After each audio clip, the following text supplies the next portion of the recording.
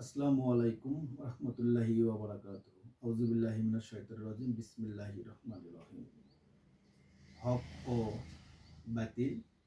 After leaving the right, what is there but confusion. হক ত্যাগ করার পর বিভ্রান্তি ছাড়া আর কিছুই থাকে না।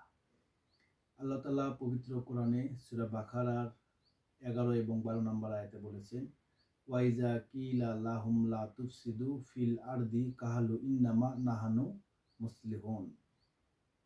তোমরা জমিনে অশান্তি সৃষ্টি করো না, কিন্তু তারা বলে আমরা তো জমিনে শান্তি স্থাপন করতেছি।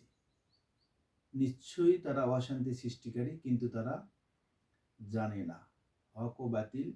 ডক্টর ইউসুফ আল কারজাবি তিনি তার বইয়ে একটি সুন্দর উদাহরণ দিয়েছেন।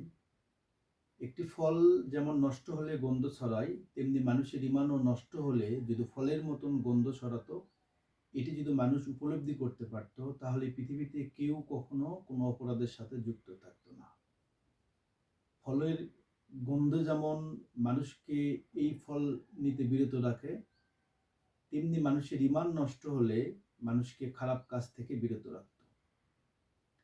সভ্যতার সংকেত ডক্টর বিলাস ফিলিপস ইনি বলেছেন, আমাদের চরিত্রটা এমন হওয়া দরকার, আমাদের সমাজে, রাষ্ট্র, পরিবারে, প্রতিটি জায়গায় আমাদের চরিত্র এক হওয়া প্রয়োজন। এবং তিনি বলেছেন, পৃথিবীতে অনেক শক্তিশালী মানুষ পাওয়া যাবে, কিন্তু পৃথিবীতে কয়জন মানুষ পাওয়া যাবে যার চরিত্র প্রতিটি জায়গায় এক। এরকম মানুষ পৃথিবীতে পাওয়া দুষ্কর বা বড়ই কঠিন।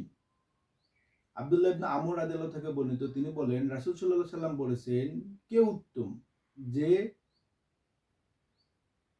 সঠিক চরিত্রের অধিকারী, সমাজ তাকে ভালোবাসে, সমাজের মানুষ তাকে শ্রদ্ধা করে, সে সবার সাথে ভালো ব্যবহার করে, ভালো আচরণ করে। বুখারী শরীফের 3759 নম্বর হাদিস। আমাদের উচিত আমাদের চরিত্র সকল ক্ষেত্রে, সকল জায়গায়, রাষ্ট্র, সমাজ, পরিবার, সকল জায়গায় এক হওয়া প্রয়োজন। আমরা যদি বিভিন্ন জায়গা ভেদে আমাদের চরিত্র পরিবর্তন করি, তাহলে আমি একজন মানুষ হিসেবে আমার দ্বারাই ভালো কাজ করা বা আমার প্রতি মানুষের প্রত্যাশাটা নষ্ট হয়ে যাবে।